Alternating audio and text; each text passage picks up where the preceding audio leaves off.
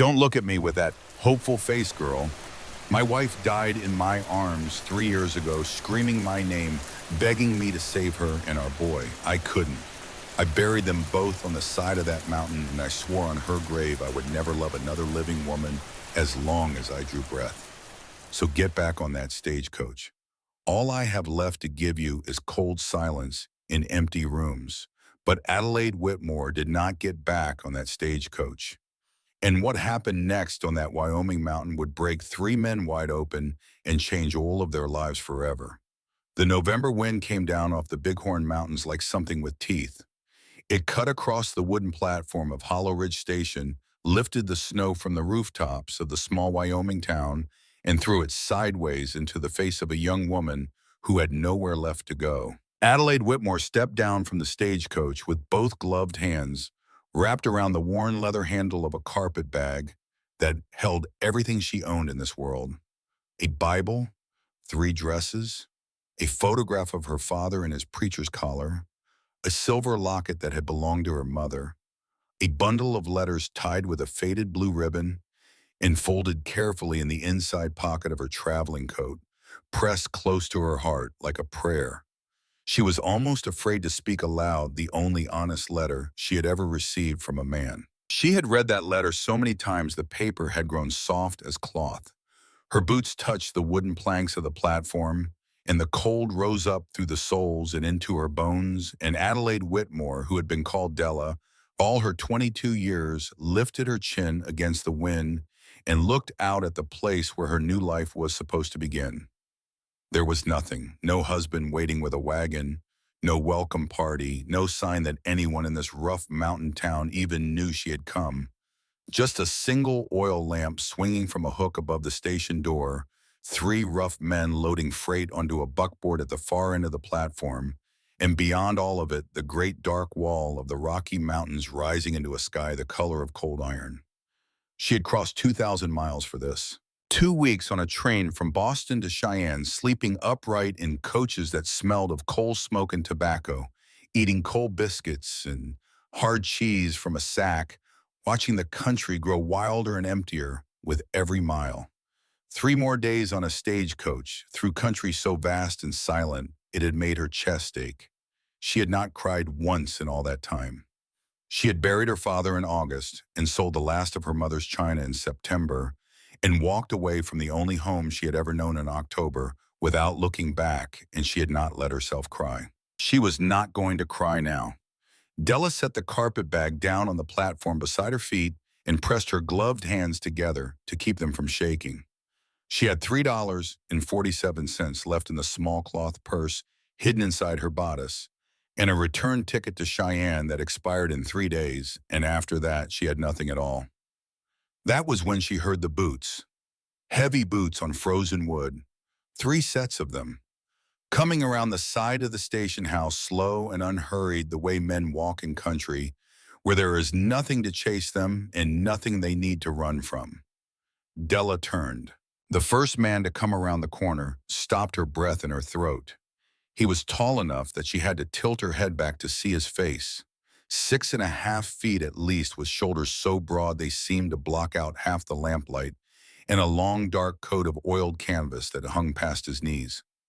Beneath the coat she could see the worn leather of a gun belt and the dull gleam of a holstered revolver. His face was weathered the way old wood gets weathered, all hard plains and shadows, with 3 days of stubble on a jaw that looked like it had been carved out of stone. His eyes were the color of whiskey held up to firelight, and they were the coldest eyes she had ever seen on a living man. Behind him came 2 more. Brothers. She knew it the moment she saw them. The same height, the same shoulders, the same whiskey-colored eyes. But where the first man's face was set in iron, the second brother had something gentler in him, something quieter and more watchful. And there was a long, thin scar running from the corner of his right eye down across his cheekbone in a line as fine as a violin string.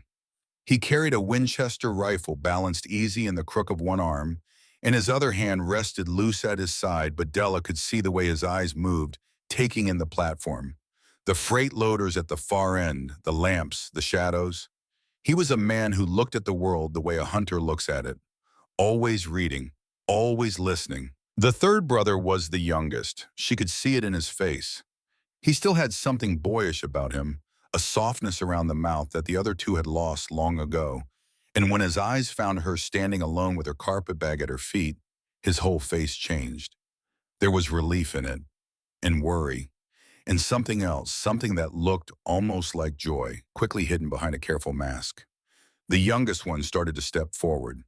The eldest stopped him with one gloved hand against his chest, never taking his eyes off Della.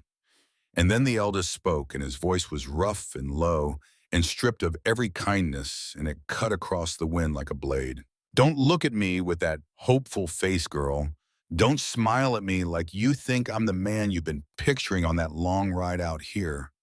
I'm not him. My wife died in my arms 3 years ago, screaming my name, begging me to save her and our boy. I couldn't do it.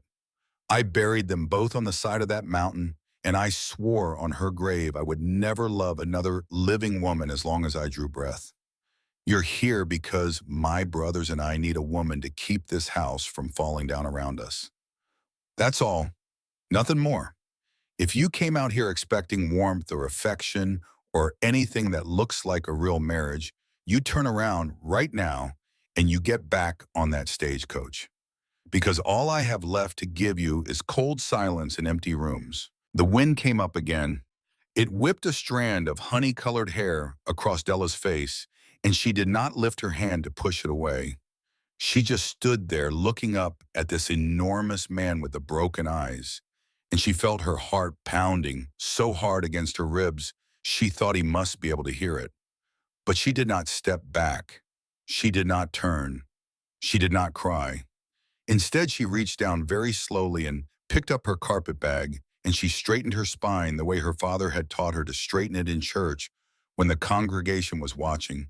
And she looked Ezra Ainsworth full in the face and spoke in a voice that did not waver. I understand you, Mr. Ainsworth. I understand every word.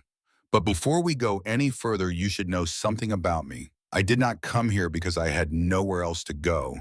I had 3 proposals back in Boston, 2 from merchants and 1 from a banker, and any one of them would have given me a comfortable life with china dishes and a parlor and a settled future. I refused all of them. I refused them because they lied to me. Every single letter they wrote me was full of pretty promises that I knew were not true. And then I received your letter. Your letter did not promise me happiness. It did not promise me love. It did not promise me anything except hard work, hard winters, and honest men, and that Mr. Ainsworth was worth more to me than all the comfortable lies in Boston. She drew a slow breath. The cold burned in her lungs. So if you are trying to send me away, you are too late. I already chose you. I chose you the moment I read those words, and I am not getting back on that stagecoach. For a long moment, no one spoke. The wind moved through the pines on the slope above the station and made a sound like distant water. The freight loaders at the far end of the platform had stopped working and were watching now, openly curious. The youngest brother was staring at Della with his mouth slightly open. The middle brother had not moved, but Della saw something flicker in his quiet eyes, something that might have been respect.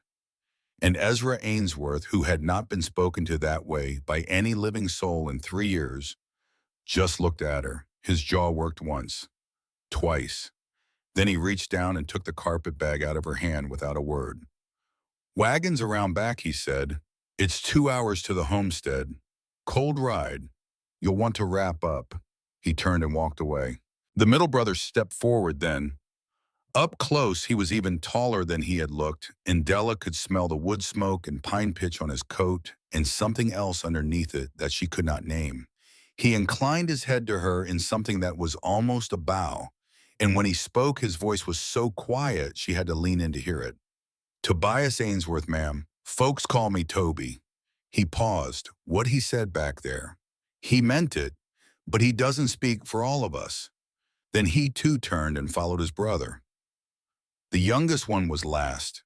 He waited until the other 2 were out of earshot, and then he came close, and Della saw that his eyes were not whiskey-colored at all, but something brighter, something almost gold in the lamplight, and they were full of something she could not yet read. Caspian, he said. Cass, I'm the one who wrote you that letter. Della's breath caught. You, me, and not Ezra, not Toby, just me. He glanced over his shoulder to where his brothers were disappearing around the corner of the station, then back to her. His voice dropped lower. I have to tell you something before we get to the house, Miss Whitmore. Something you need to know. Ezra didn't agree to this. He doesn't know I sent the advertisement. He doesn't know I wrote those letters. He found out about you exactly 2 days ago when the telegram came from the stagecoach office saying you were on your way. He swallowed hard. I did this without telling him. I did this because if I didn't do something, my brothers were going to die in that house. Not from cold, not from starvation, from grief. And I couldn't watch it any longer. Della stared at him. The wind rose and fell. Somewhere far off, a wolf called once across the mountains, and the sound was lonely and beautiful and terrifying all at once. Why are you telling me this? She whispered. Because you deserve to know what you're walking into. Because if you want to go back, I'll buy your ticket to Cheyenne myself. I'll put you on the next stagecoach east in the morning, and no one will blame you, least of all me. But if you decide to stay in here, Caspian, Ainsworth's voice cracked just slightly, the smallest crack in the smallest place. If you decide to stay, then I want you to know that there's at least one man on that mountain who is glad you came, and who will spend the rest of his days making sure no harm ever comes to you while you walk under our roof. Della Whitmore looked into the gold-flecked eyes of the youngest Ainsworth brother, and she felt something shift in her chest that she did not have words for. It was not love. It was too soon for love. But it was something, a door that had been bolted shut for a long time easing open the smallest crack. I'm staying, she said.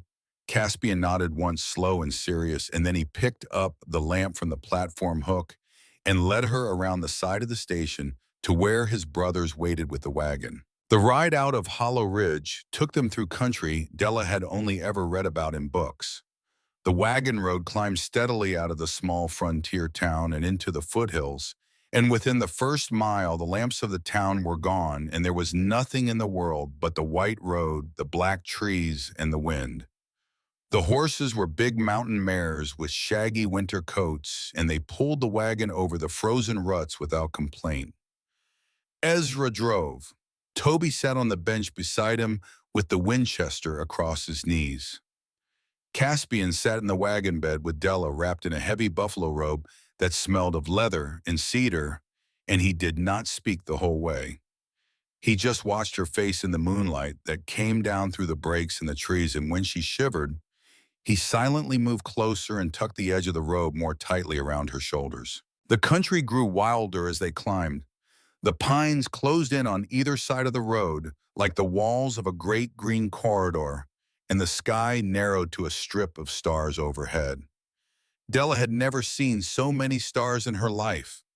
In Boston, the gas lamps and the smoke from 1,000 chimneys had hidden them. Here they spilled across the sky like flowers scattered on a black tablecloth. She watched the back of Ezra Ainsworth as he drove, the set of his shoulders, the way he held the reins with hands so large they made the leather look like ribbon. He did not turn around once. He did not speak. He just drove on and on into the dark, and Della began to understand something about him that no letter could have told her. He was not cruel. He was not even cold, not really. He was a man who had built a wall around himself, stone by stone, for 3 years. And he had built it because he believed that if he ever let it down, even for one moment, the grief that lived behind it would rise up and drown him. She knew that wall. She had built one of her own once after her mother died when she was 8 years old. Her father had been patient. He had sat with her every evening in the little parsonage kitchen and read to her from the Psalms. And one night he had set the Bible down and taken her small hand in his big calloused one and said, Della, my girl, grief is a country we all have to walk through. But God did not make us to live there. He made us to walk through it and out the other side. And the only way out is to keep walking. She had not understood it then. She understood it now. 2 hours into the ride, the road broke out of the trees and into a long, open valley between two ridges. And there in the moonlight, at the far end of the valley, Della saw the homestead for the first time. The cabin was bigger than she had expected. Long and low built of squared timber with a stone chimney rising at one end and a wide porch running along the front. There was a barn behind it and a smaller outbuilding she guessed was a smokehouse and a corral with a few horses standing patient in the cold. Eagle's Roost, Caspian said quietly beside her. That's what our father called this place when he built it. He died when I was 12. Our mother died of typhoid 2 years later. The three of us have been running this place by ourselves ever since. Della turned to look at him. How old are you, Cass? 30. Toby's 32. Ezra's 33. He paused. But Ezra has been 33 for 3 years. He stopped getting older the day he buried Sarah and the baby. Ezra brought the wagon to a stop in front of the cabin and climbed down without a word.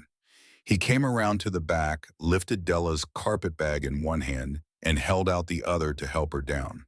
She took it. His hand was huge and rough and warm, even through the leather of his glove. The moment her boots touched the ground, he let go. Go inside, he said. Toby will start the fire. I'll see to the horses. He was already turning away. Della stopped him. Mr. Ainsworth. He paused. He did not turn around. Thank you for coming to fetch me. I know you didn't want to. There was a long silence. Then without turning, Ezra Ainsworth said in a voice so low she almost missed it, Get inside, Miss Whitmore. It's cold. And he walked away into the dark toward the barn.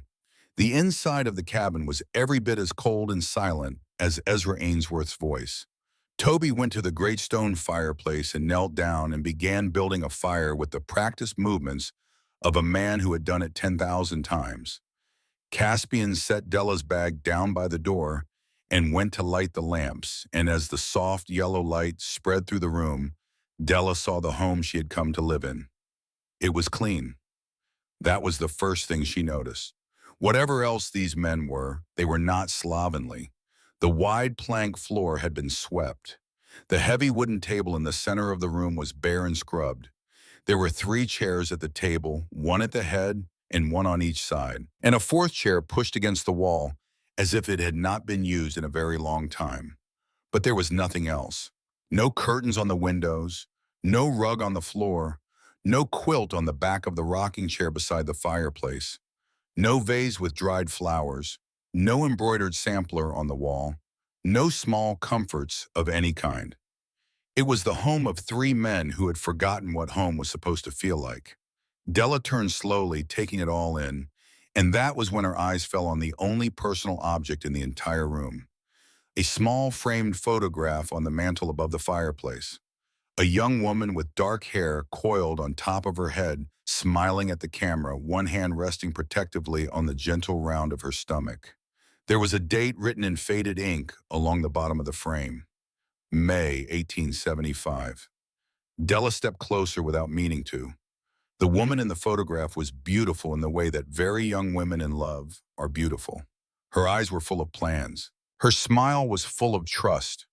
She had no idea that the world was about to break in half beneath her feet. Seraphina Ainsworth. She had been 24 years old when this picture was taken. She had not lived to be 25. Della felt Toby's eyes on her from across the room.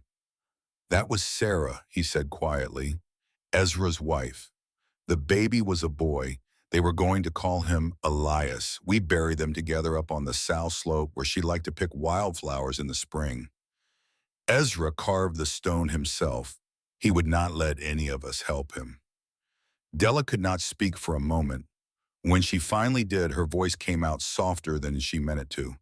How long did it take her? At the end, Toby looked into the fire he was building. The flames caught and rose, and the shadows danced across the long, thin scar on his cheek. 36 hours. The baby would not turn. The midwife from Hollow Ridge could not get up the mountain in time because there was a blizzard. By the time she arrived, Sarah was already gone. He fed another stick of pine into the fire. Ezra was alone with her for the last 12 hours. He held her the whole time. She made him promise something at the end. We don't know what. He has never told us. But whatever it was, it has been killing him slowly ever since. The front door opened, and Ezra came in carrying an armful of firewood, stamping the snow off his boots. The conversation died instantly. He dropped the wood into the box beside the hearth and straightened up and looked around the cabin, and his eyes came to rest on Della standing there with her hands still half raised toward the photograph of his dead wife. His face went perfectly still. For one long moment, Della thought he was going to order her out. Instead, he simply turned away and said, "Toby, show her the bedroom. She'll take mine. I'll sleep in the loft, Mr. Ainsworth." Della began. "It's not up for discussion." He did not look at her. "I'll set my own rules tonight. Miss Whitmore, and you'll set yours in the morning, and we'll both have to live with both. You cook, you keep the house. You don't go past the corral fence without one of us with you, ever. There are wolves on this mountain, and worse than wolves, you don't touch the rifles without asking, and you don't go into the storeroom on the north side of the cabin. That room is mine. Do you understand me? I understand." "Good." He hung his coat on a peg by the door. "We eat at sunup." And with that, he climbed the ladder to the loft and disappeared from sight. Della drew in a long breath and let it out slowly, and then she walked to the table and pulled out the dusty fourth chair that had been pushed against the wall, and she set it carefully at the foot of the table opposite the head, where Ezra would sit. She brushed it off with the back of her hand. She straightened it, and then she looked at Toby and Caspian and said with a small, steady smile, "Well, I think we should sit down and have that coffee, gentlemen, because tomorrow morning I am going to need to know where everything is in this kitchen, and I have rather a lot of questions." Caspian let out a breath that was half a laugh. Toby set the coffee pot down on the iron trivet by the fire, and a slow, rare smile crept across his face like the first thaw of spring across a frozen river. "Yes, ma'am," he said. "I think we can do that." That was the first night that Della slept in Ezra's bed in the small back room of the cabin, while Ezra himself slept up in the loft, and she lay awake under the heavy quilts, staring at the rough, timbered ceiling and listening to the unfamiliar sounds of a mountain homestead, the wind in the pines outside, the settle of the timbers as the cold deepened, the soft snort of a horse in the barn. And once very late after the fire in the main room had burned down to embers and the whole house was supposed to be sleeping, she heard something else. A man crying. It was muffled, like he was pressing his face into a folded coat to keep the sound from carrying. But she heard it anyway, drifting down from the loft above her head, and she lay there in the dark with her hands pressed against her chest, and tears running silently down her own cheeks for a man she had known less than 6 hours. Ezra Ainsworth was crying for his dead wife and his unborn son in the loft of his own house. And Della Whitmore, who had buried her father in August and crossed 2,000 miles to find a home, finally understood why she had come. The next morning, Della rose before the sky was light. She dressed quickly in the cold of the bedroom, washed her face from the basin on the small wooden stand in the corner, pinned her honey-colored hair into a simple knot at the nape of her neck, and stepped out into the main room of the cabin in her only work dress. She knelt and built the fire back up, and she had a good blaze going by the time she heard the first heavy boots on the loft ladder. It was Toby. He paused at the bottom of the ladder and looked at her kneeling by the hearth in her dark dress with the firelight on her hair, and something passed across his face that she did not quite catch. "You didn't have to be up this early, ma'am. I am the woman of this house now, Mr. Ainsworth. Or at least that is what I have been hired to be. And the woman of the house rises before the men. My mother taught me that when I was 6 years old." Toby crossed the room to the kitchen counter and lifted down the coffee pot. "You called me Toby last night, then you can call me Della. Della." He tested the name carefully like a man tasting something he was not sure he was allowed to have. Della. That's a fine name. In 20 minutes, she had biscuits in the iron Dutch oven, nestled in the coals and rabbit frying in the skillet, with a little salt and pepper. and the coffee pot bubbling, and the smells filling the cabin in a way the cabin had not smelled in 3 long years. Caspian came down from the loft, sniffing the air like a hound, and his face when he saw the table set with 3 plates and a fourth at the foot, for Della, was something Della would remember to the end of her life. "Lord have mercy," he whispered. "Toby, Toby, do you smell that?" "I smell it, Cass. It smells like home in here." Ezra came down last.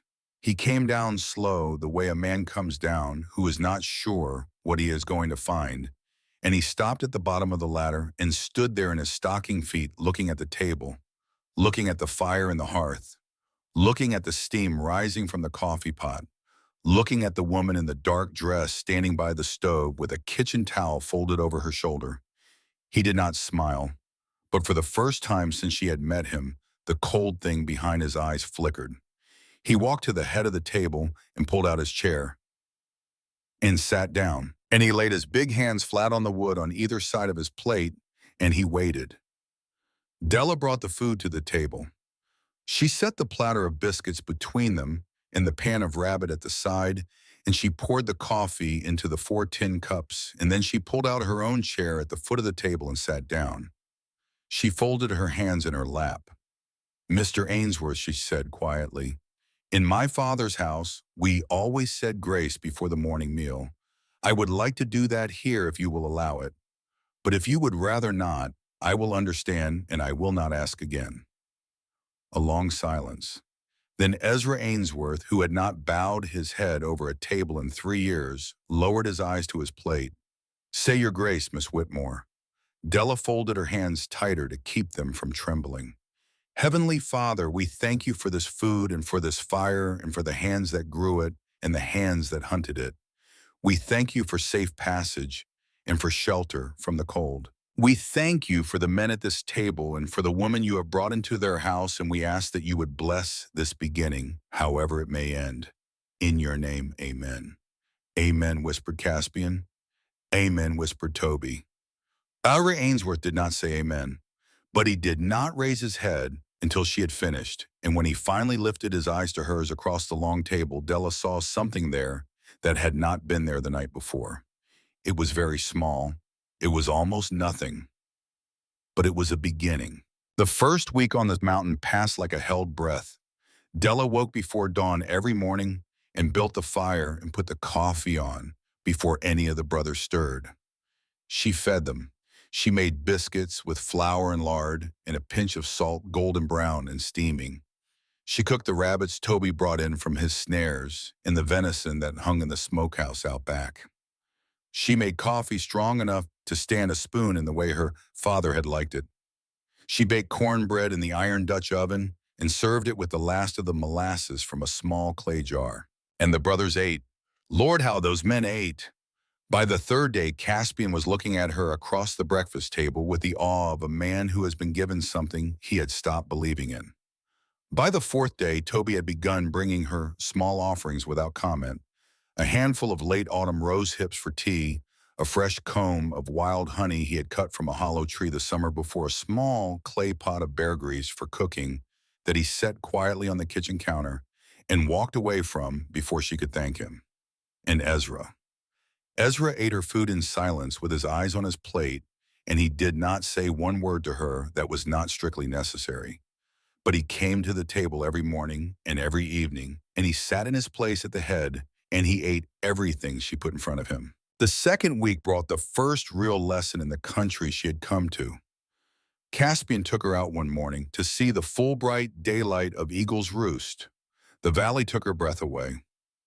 It lay long and wide between two great wooded ridges, the cabin set on a little rise of ground at the upper end, where a clear, cold creek came down out of the mountains and ran past the kitchen door and on down through the meadows below.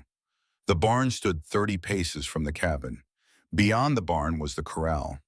Beyond the corral was the smokehouse, and beyond that the chicken coop and a small fenced kitchen garden.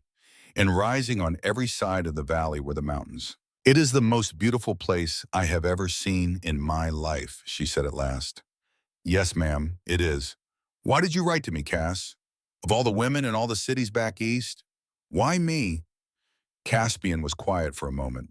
He looked out across the valley toward the south slope where his sister-in-law Serafina lay buried. Because I read your letter, he said simply. The first one you sent in answer to my advertisement. You wrote about your father, about how you nursed him through his sickness for 4 years, about how you read to him from the Psalms when his eyes got too weak to read them himself. And there was a line in it I have not been able to forget since the day I read it. You wrote, I am not afraid of hard work, and I am not afraid of suffering, but I am afraid of waste. I am afraid of love that is not used. And I knew when I read those words that you were the one. Della could not answer him. Love that is not used. She had written those words sitting at her father's bedside in the last week of his life. That afternoon, Caspian took her to the barn and showed her the 4 big mountain mares the brothers used for work and travel, and he showed her how to brush them down and how to check their hooves for stones. Then he led her out to the chicken coop where 6 brown hens scratched in the frozen straw, and he showed her how to gather the eggs without spooking the birds. It was while she was bent over with her hand under the warm body of the 3rd hen that she heard it, a sound she had never heard in her life, a long, low cry that seemed to come from everywhere and nowhere at once, rolling down off the ridge above the cabin. She whispered. Caspian Ainsworth was already moving. Wolves, he said quietly. Don't move fast. Walk to the cabin. Don't run. Just walk. When Toby and Ezra came in from the south pasture an hour later, they already knew. Both of them came into the cabin with their faces grim.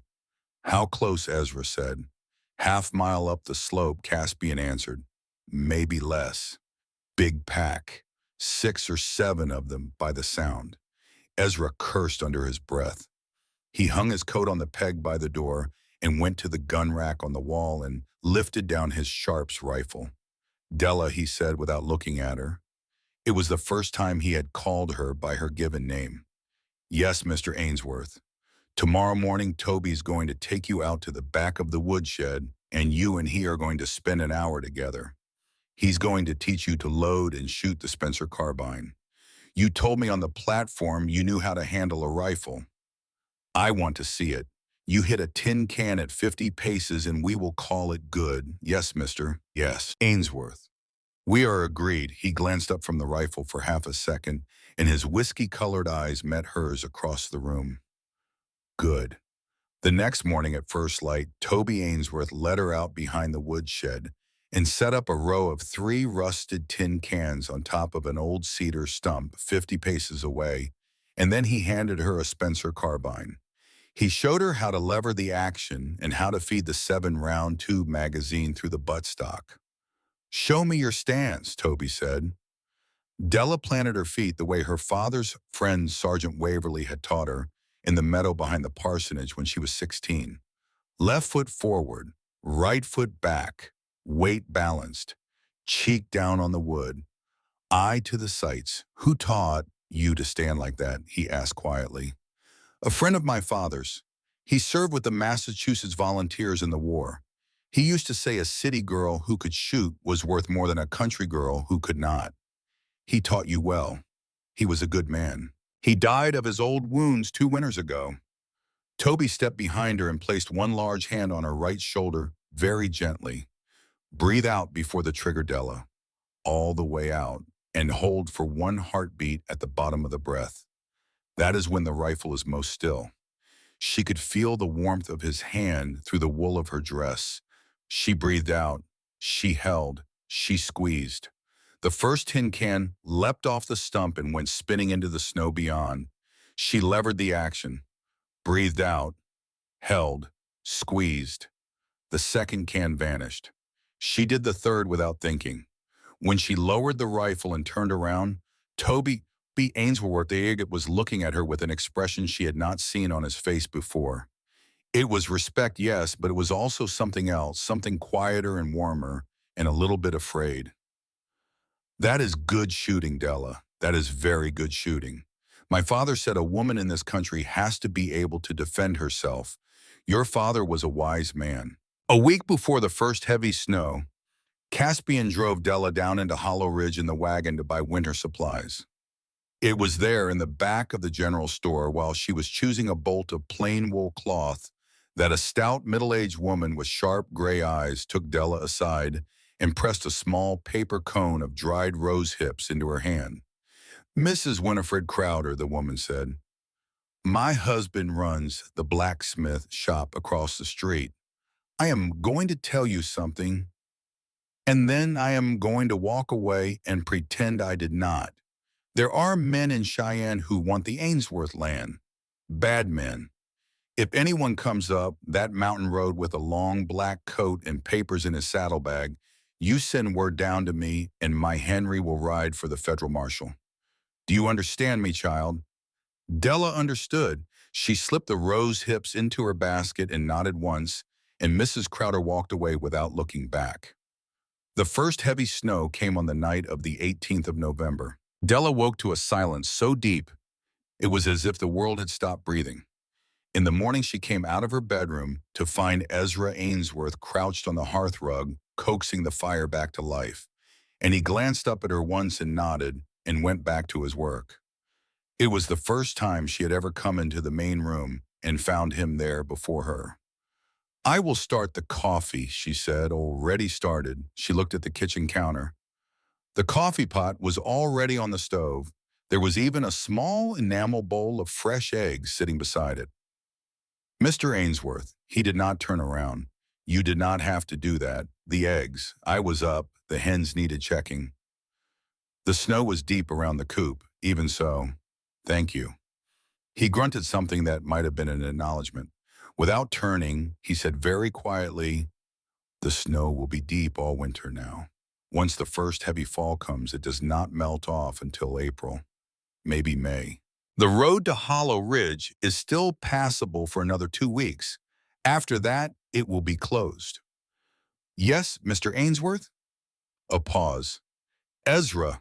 She turned from the stove. He was still crouched on the hearth, but he had turned his head and he was looking at her now. "Pardon, my name is Ezra. You can use it, if you want." Della felt something turn over in her chest, slow and warm and frightening. "Then you should call me Della." "Della," he said it once. Just once, like a man saying a word in a foreign tongue he had not yet decided whether he could trust. Then he turned back to the fire. 2 days later, Della discovered something that nearly broke her heart. She had been cleaning the cabin room by room, and on the morning of the 20th of November, she carried her broom and her rag and her bucket of warm water around to the back of the cabin to begin on the small storeroom that opened off the north wall. The storeroom Ezra had told her never to enter. She had not forgotten his warning. But the door had blown half open in the night, perhaps from the wind, or perhaps because the latch was bad, and Della came around the corner of the cabin with her bucket in her hand and saw the door standing ajar and snow drifting in across the rough plank floor inside, and she thought he will be angry if the snow gets in there and damages whatever he is keeping. So she set down her bucket and stepped to the door to close it. And the wind chose that exact moment to gust hard down off the ridge, and the door swung wide open with a long, slow creak, and Della Whitmore looked into the storeroom of Ezra Ainsworth for the first time. It was not what she had expected. In the center of the storeroom, set carefully on a low workbench, was a wooden cradle. It was unfinished. The headboard had been carved with a beautiful tracery of mountain wildflowers, all of it cut into the pale wood by a hand that knew what it was doing. The footboard had been started, but not completed. The runners were smooth and waxed. There was even a small stack of soft sanded pine slats laid neatly beside the cradle, ready to be fitted into the bottom with a carving knife resting on top of them, as if the carver had set it down only for a moment 3 years ago and had never been able to bring himself to pick it back up.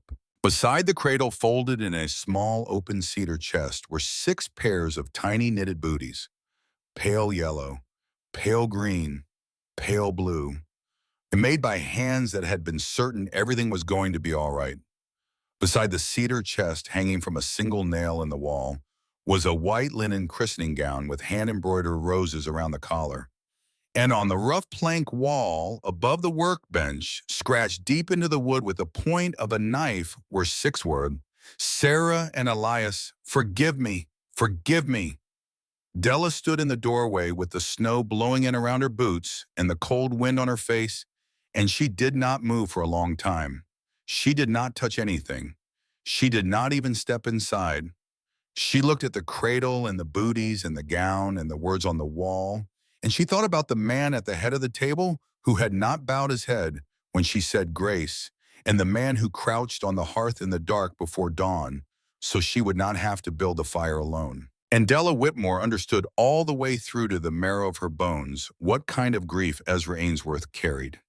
He had been carving a cradle for a son who would never sleep in it. She stepped back from the doorway, slowly, carefully, the way a person steps back from a holy place. She closed the door without touching anything inside, and then she walked back around to the front of the cabin, and she went inside and she let herself cry for the first time since she had stepped off the stagecoach in Hollow Ridge. She cried quietly, without sound, the way a woman cries who has learned that there are some sorrows the world does not need to hear. That night at supper, Della had taken a small white candle from the bottom of her own carpet bag. The last candle her father had blessed for her before he died, and she had set it in a tin holder in the center of the table, and she had lit it before the brothers came in. The little flame burned soft and golden between them in the gathering dark. Ezra came in and looked at the candle. He looked at Della. He looked at the candle again.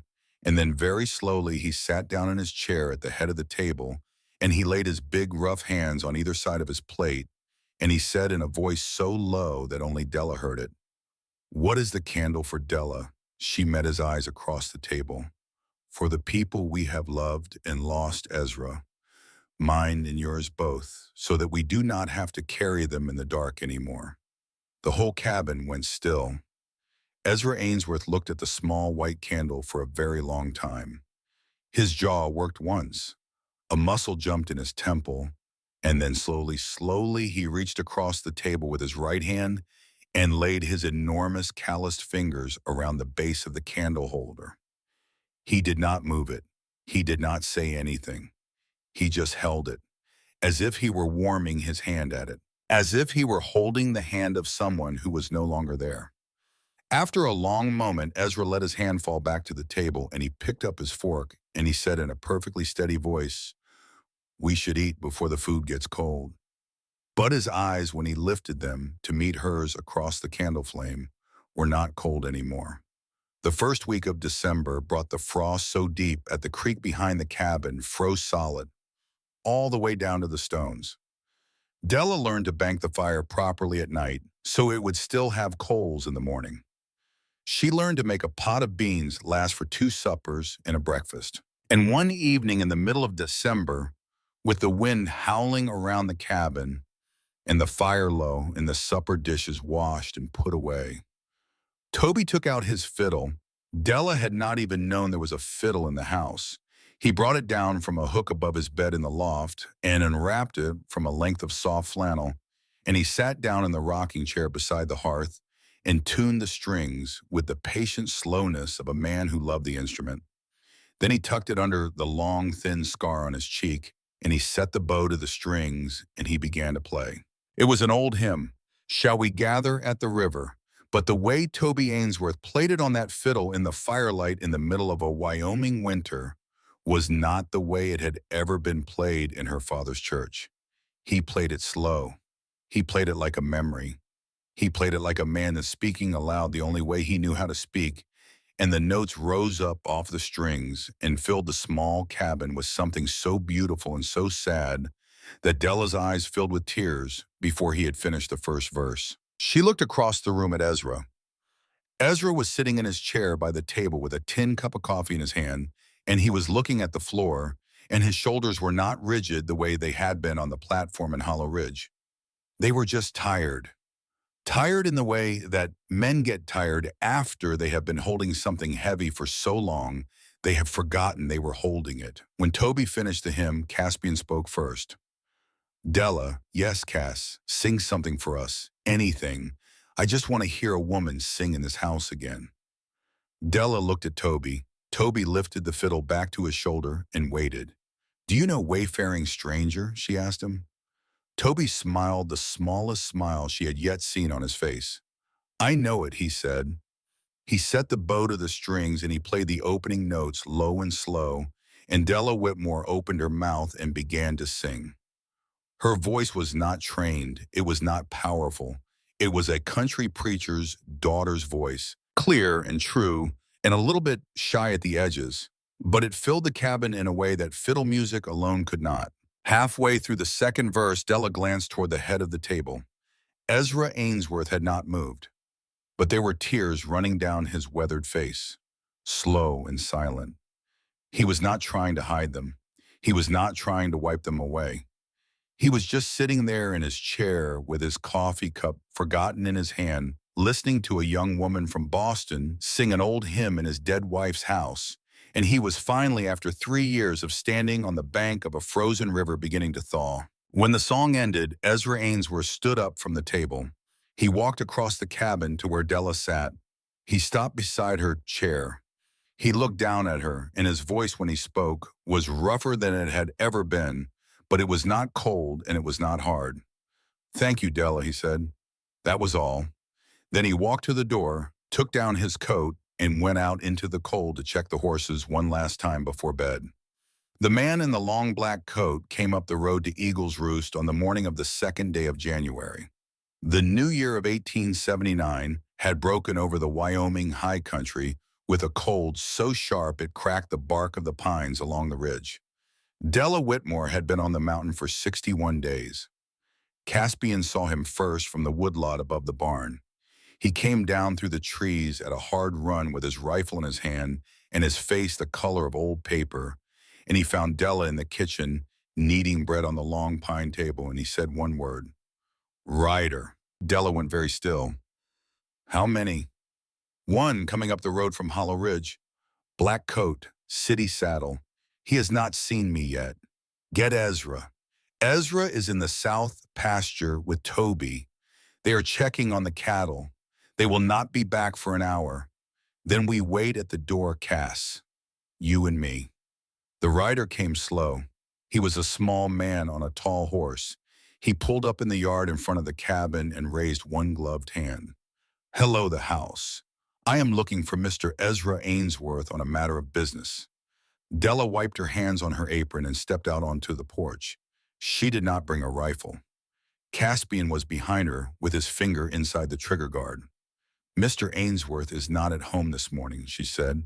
I am Mrs. Ainsworth. May I help you with your business?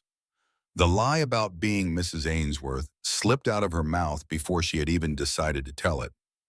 Mrs. Ainsworth, I had not been informed there was a Mrs. Ainsworth at this address. My name is Bartholomew Vance, ma'am. I represent the Wyoming Pacific Land Company out of Cheyenne. The name went through Della Whitmore like a knife of cold water. She had read that name 3 times. In the letter from Mrs. Henrietta Lovell that had arrived from Boston a week before Christmas, the letter that warned her that the Wyoming Pacific Land Company was sending a man named Vance to do whatever was necessary to acquire a homestead belonging to a family named Ainsworth. Della did not let one flicker of recognition cross her face. And what business does the Wyoming Pacific Land Company have with this homestead, Mr. Vance? A very generous one, Mrs. Ainsworth. He swung down from his bay horse and drew out a leather portfolio. My company is consolidating land holdings throughout this region in advance of certain railroad surveys. We are prepared to offer your husband and his brothers $5,000 for this property.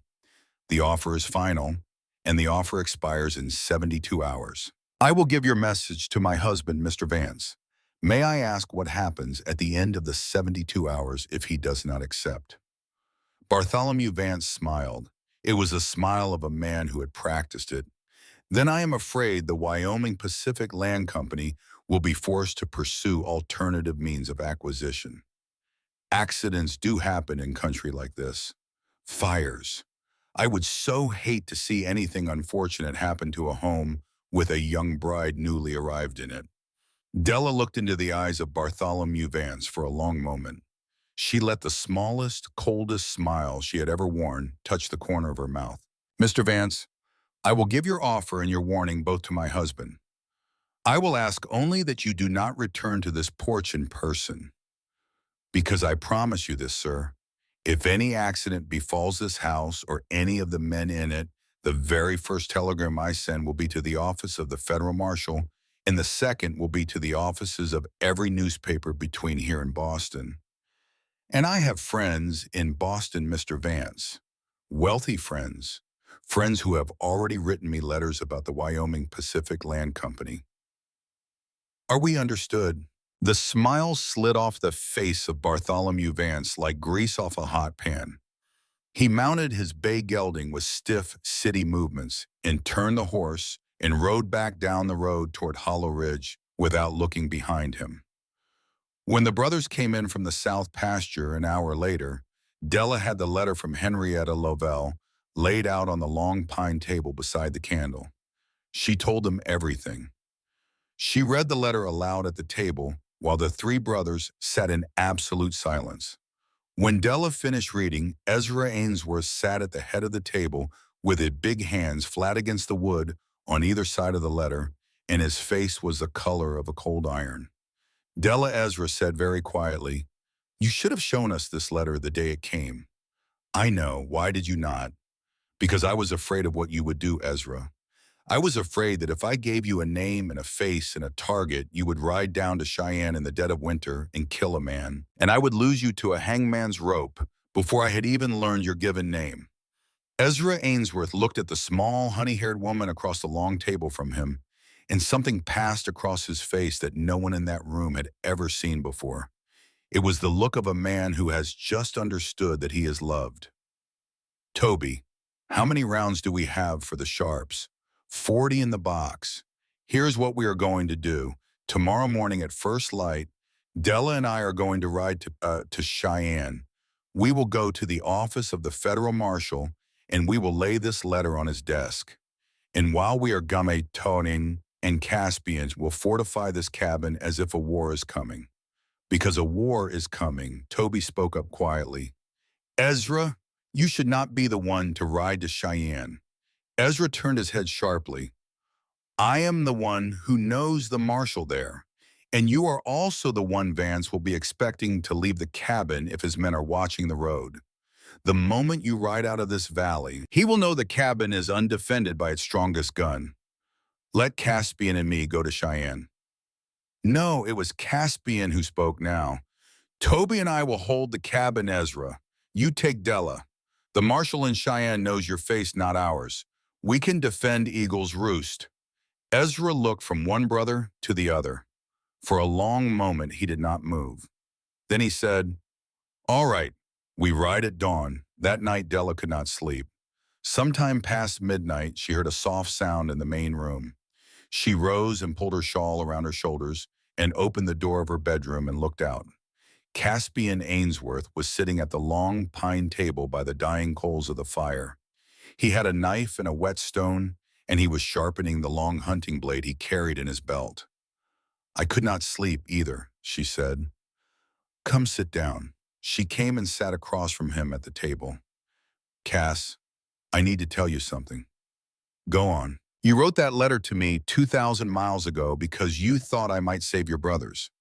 And in some ways, perhaps I have begun to do that.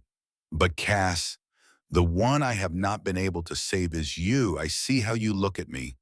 And I am not blind, Caspian Ainsworth.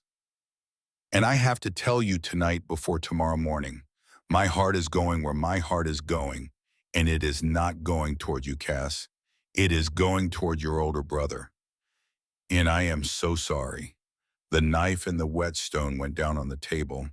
Caspian Ainsworth looked at her in the candlelight for a long moment, and then slowly the smallest possible smile came to the corner of his mouth. "Della, yes.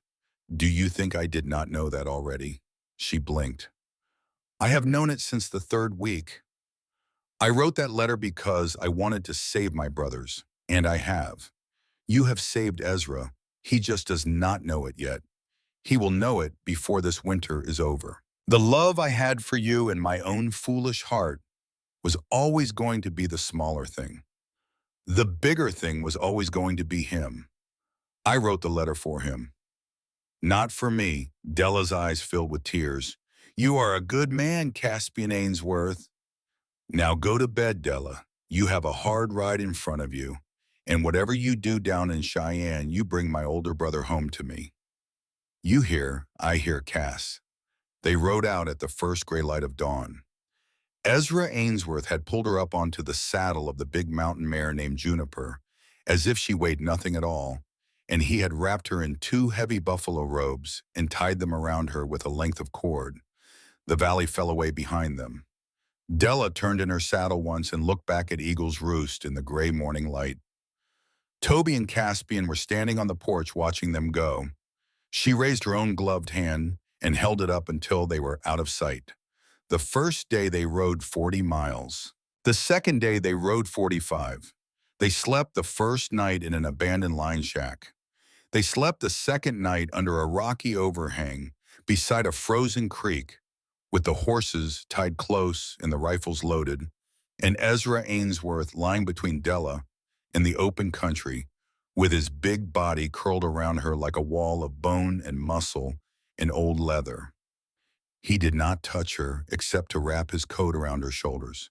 But on the second night, when she was almost asleep against the cold stone, she heard him whisper something into the darkness above her head. Sarah, I am sorry. I am sorry, my love. I did not mean to live again, but I did not know how to keep dying. Della lay very still and pretended she had not heard, and she pressed her face against the rough wool of his coat and let two slow tears slide down her cheek into the buffalo robe. On the third night they reached Cheyenne. Ezra found them rooms at the Inner Ocean Hotel, two separate rooms she was not yet his wife, in any way the world could see, and he ordered hot food sent up to her and stood at her door and told her to lock it behind him and to sleep as long as she could, because in the morning they would go to the federal marshal, and after that they would go to the bank. Della stopped him with her hand on his arm. Ezra, why are we going to a bank? Because Vance left a forged deed at the cabin the same morning he came to threaten you. Toby found it nailed to the corral post after Vance rode away when he went out to feed the horses. He did not show it to me until the night before we left because he did not want to frighten you further until we had a plan.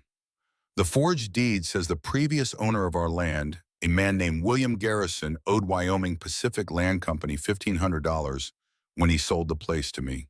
The debt is supposed to have transferred with the property. Then we have to prove the paper is a lie. Hell, Garrison did all his banking at the Cheyenne First National. If he ever paid that $1,500 to Wyoming Pacific, there will be a record of the transaction in the bank ledger. And if there is no record.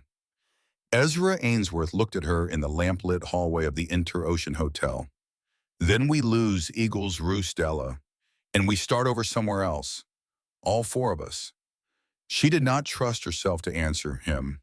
She just nodded once, and he tipped his hat to her, and he walked down the hallway to his own room. Della closed her door, leaned her forehead against the cold wood, and stood there for a long time listening to her own heart. The next morning at 9 o'clock, they were at the office of the federal marshal.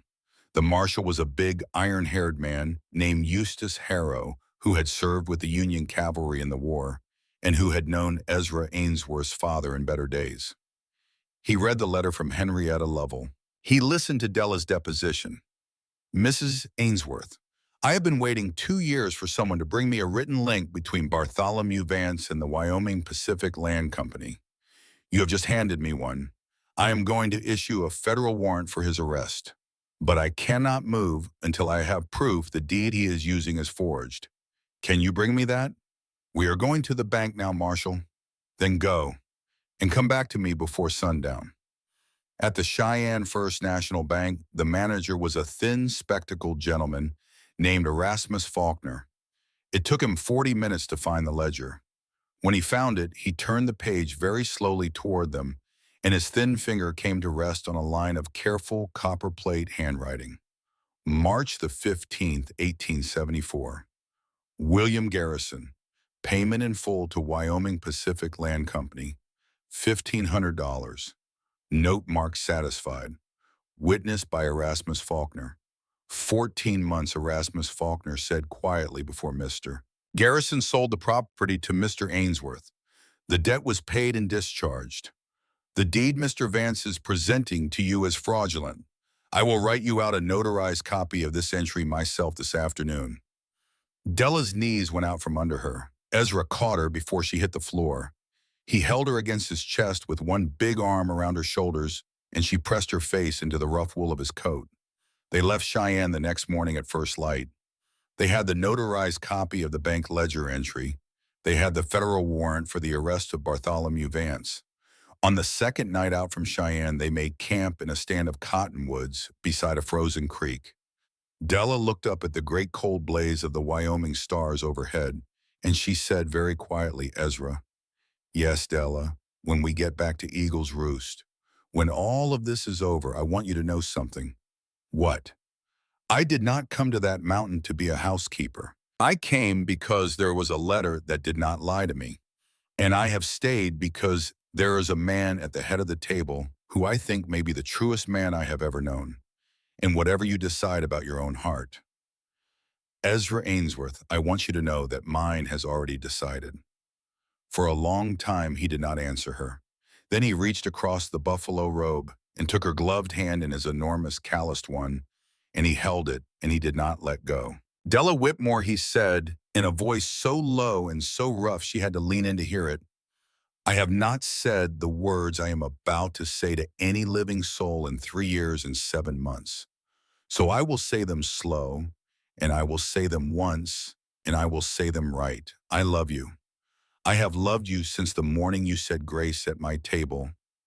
I tried not to. I told myself every night for 66 nights that it was a betrayal of Sarah. And every morning I woke up and you were still in my house and I was still alive in a way I had not been alive since the day I buried her. And I knew at last that the betrayal was not in loving you. The betrayal was in pretending I did not. Della Whitmore lifted his enormous, calloused hand to her lips and pressed her mouth against the rough, scarred skin of his knuckles, and she did not say anything at all because there was nothing left in the whole wide, cold Wyoming night that needed saying. They rode at first light. They were 2 days out from Eagle's Roost when they saw the smoke. It was a thin gray column rising from a fold in the foothills directly ahead of them in the exact direction of the cabin, and Ezra Ainsworth saw it the same instant Della did, and he kicked his horse into a hard gallop without a word. They came over the last ridge at a flat run, and they saw it all at once. The smokehouse was gone, burned to the ground, still smoking. The barn was scorched along one side, but still standing. The cabin itself was untouched, and in the yard, kneeling in the bloody snow, beside a figure stretched out flat on a wool blanket, was Toby Ainsworth, his hands pressed hard against the chest of his younger brother, Caspian. Della was off her horse before it had stopped moving. He took a bullet, Toby said, and his voice was the flat, hollow voice of a man who had been holding himself together for many hours by sheer will. 6 men came up the road last night about 2 hours after dark. We got 4 of them in the yard. Vance was not with them. Cass ran out to pull the last one down off his horse, and the man fired twice as he fell. One round caught Cass high in the chest below the collarbone. The other went wide. I brought him inside. I packed the wound with yarrow and golden seal from our mother's book. The bleeding is slow, but it has not stopped. He has been in and out of his senses since about 4 o'clock this morning. Ezra Ainsworth was on his knees beside his brother in an instant. His big hands were shaking. Cass, look at me. Open your eyes, little brother. Open your eyes. Caspian Ainsworth's lashes fluttered.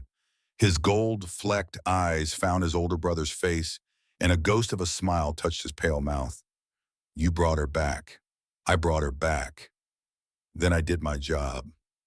Cass, don't talk like that. Ezra, listen to me. The gold-flecked eyes were very clear for a moment.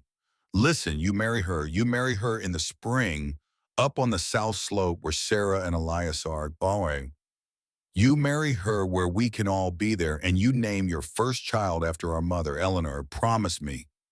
Caspian, you are not dying today. You are not dying today. Do you hear me? Promise me, Ezra. I promise. Now be quiet and let Della work. Della was already working. She had run to the cabin and snatched up the small leather satchel of herbs Toby had been building all winter under her own eyes, and she had come back out with clean linen and a kettle of boiling water and a small brown bottle of willow bark tincture, and she knelt in the snow on the other side of Caspian from his brother, and she went to work on the bullet wound with hands that did not shake. They carried him inside when the bleeding had slowed. They laid him on the big bed in the main room that Toby had dragged down from Marabada's loft. Della did not leave his side for 3 days and 3 nights. She made poultices of yarrow and golden seal the way Toby had taught her from the old Highland herbalism book their mother Eleanor Ainsworth had left behind when she died of typhoid in 1868. She gave him willow bark tea in small sips whenever he could swallow. She kept the fire hot and the cabin warm and the wound clean. On the third night the fever broke, Caspian opened his gold-flecked eyes and looked up at the honey-haired woman who had not slept in 72 hours, and he whispered, Della, my sister, you are going to wear yourself out. She began to cry then. She had not cried through any of it until that moment. Toby, standing in the doorway with his fiddle in his hand, said, play something, Della. Sing something. The boy needs to hear a good sound in this room. So Della Whitmore, exhausted and hollow-eyed and streaked with blood and tears, sat on the edge of Caspian Ainsworth's sickbed and sang Wayfaring Stranger in her clear country preacher's daughter's voice, while Toby Ainsworth played it slow on the fiddle, and Ezra stood by the window with his head bowed, and outside the cabin, the federal deputy who had ridden up from Cheyenne that afternoon with the arrest warrant for Bartholomew Vance listened from the porch with his hat in his hands. Vance was taken 3 days later at a roadhouse 12 miles outside of Hollow Ridge. He had been trying to buy a horse and a ride to the Canadian border. The federal deputy put him in irons and took him back to Cheyenne for trial. He was convicted of fraud, extortion, and conspiracy to commit murder, and he was sentenced to 25 years of hard labor at the federal prison in Laramie. The Wyoming Pacific Land Company was dissolved by court order within the year. A woman named Mrs. Prudence Kingsley, the head of the company, came personally to Eagle's Roost in March to deliver an apology and a bank draft for $10,000 in settlement. Ezra took the draft and divided it up before she was even out of the yard. $5,000 to the widow of a neighbor Vance's men had murdered before Della ever came to Wyoming. $2,500 to the family of the blacksmith in Hollow Ridge who had warned Della in the general store back in December. $2,500 to keep for the homestead. We do not need their money, Ezra told Della that night as they stood on the porch watching the last light fade over the bighorns. We only need this land and each other in the spring that is coming.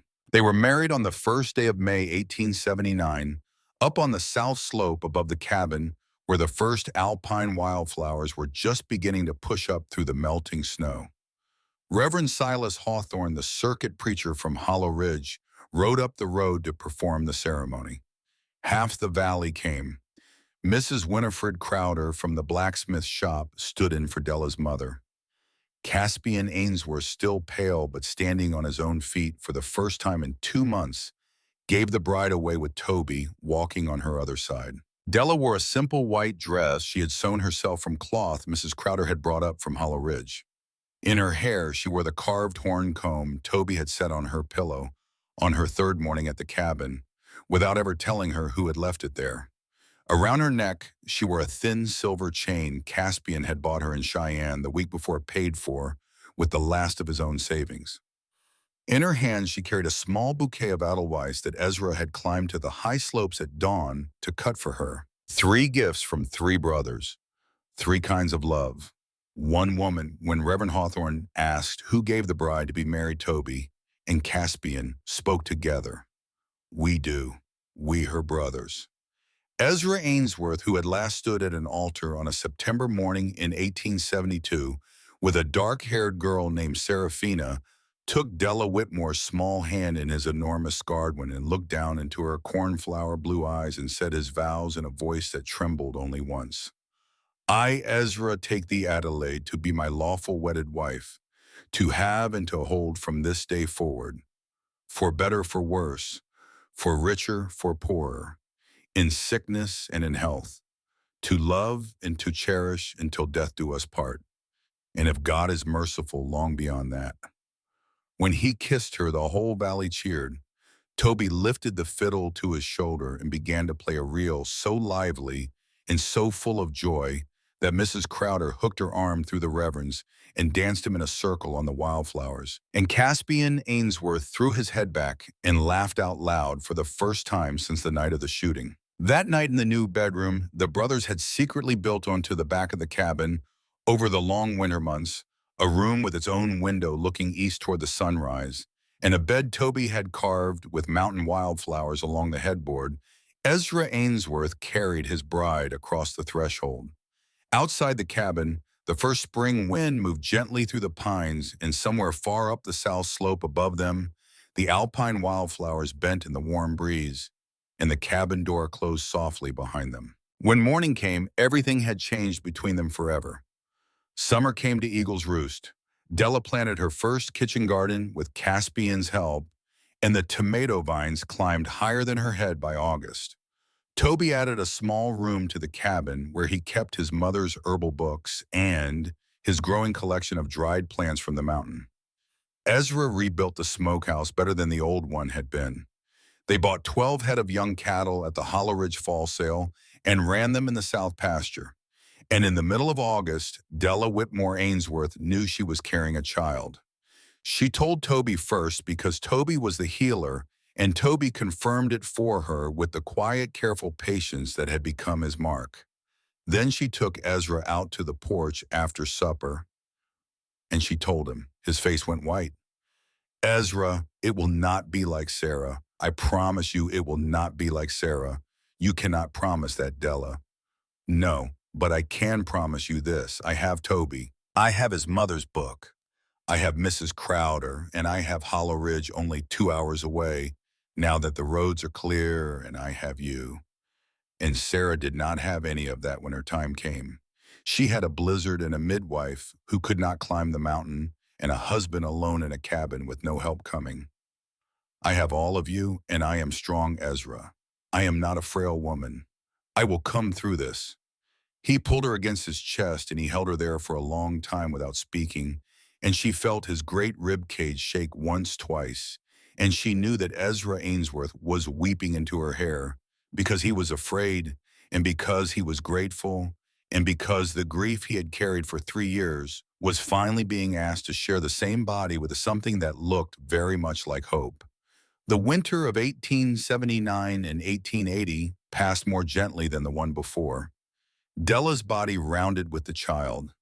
Toby watched her like a man watching the turning of a slow and sacred wheel. Caspian, recovered now but carrying a deep ache in his chest on damp days and a stiffness in his right shoulder that he would carry the rest of his life, took over all the heavy work that Della had been doing without being asked.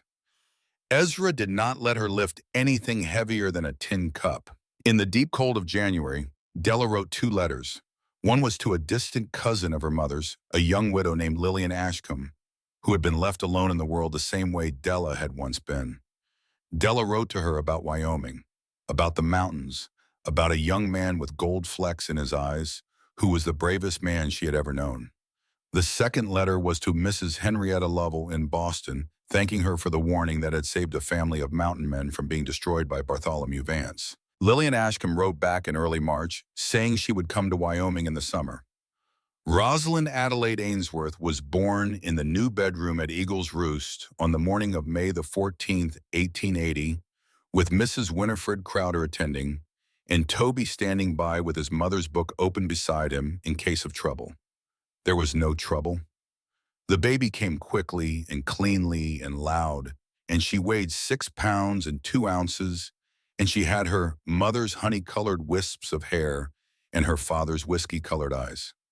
Ezra Ainsworth, who had last stood beside a birthing bed in the dark, cold spring of 1875 and walked away with empty arms, took his daughter into his enormous arms and went to his knees on the rough plank floor beside his wife's bed and wept without making any sound at all. "What will we call her?" Della asked, her voice soft with exhaustion. "Rosalind," he whispered, "for the mountain roses she will run through when she is grown." Rosalind Adelaide for her mother. Rosalind Adelaide Ainsworth, Della said. Rosie, that is a good name. Caspian and Toby came in then. Caspian held his niece first, and the youngest Ainsworth brother, who had ridden 2,000 miles in a letter to save a family from grief, looked down into the tiny red face of the child and said, "Hello there, little one. I am your Uncle Cass. I am the one who wrote the letter. Don't you ever forget it."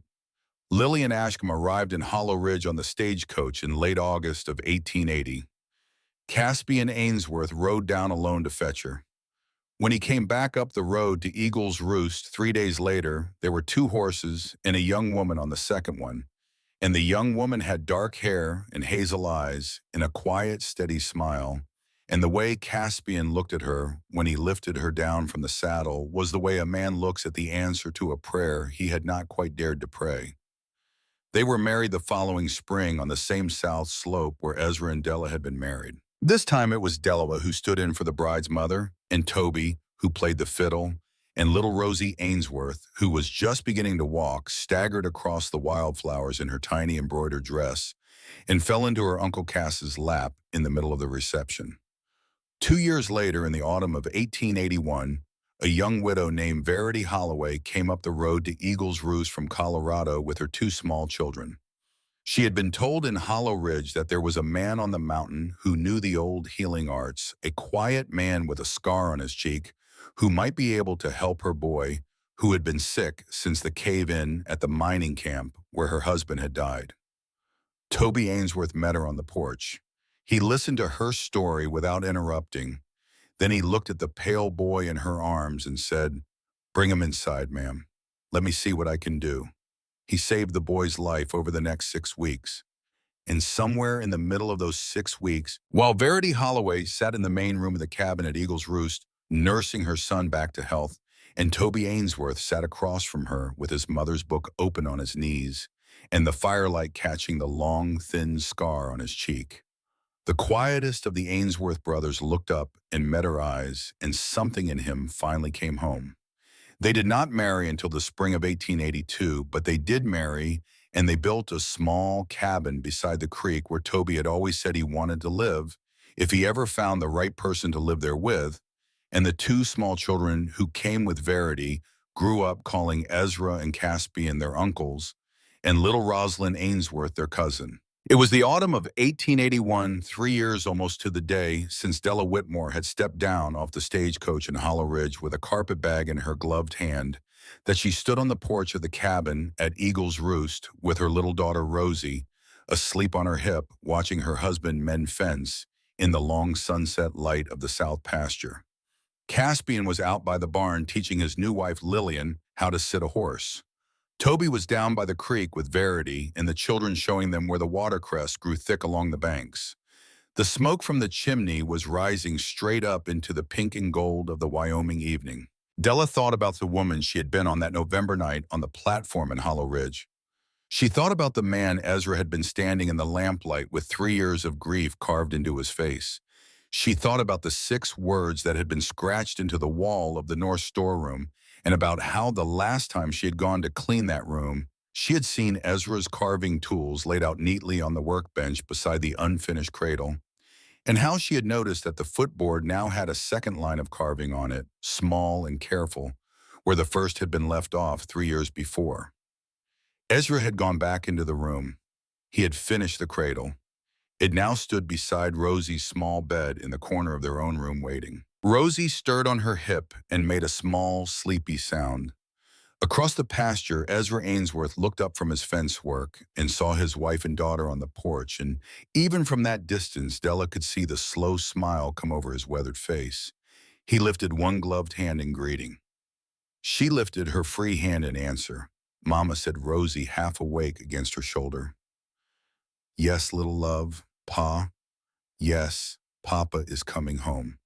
And Della Whitmore Ainsworth, who had crossed 2,000 miles to find a home that had not existed yet and had stayed to help 3 broken men build it out of nothing but firelight and patience and the slow, steady work of love, stood on the porch of the cabin at Eagle's Roost in the gathering, Wyoming twilight, and whispered to her daughter the words her own heart had been whispering to her for 3 long years. This is where you belong, little one. You are home. And she was.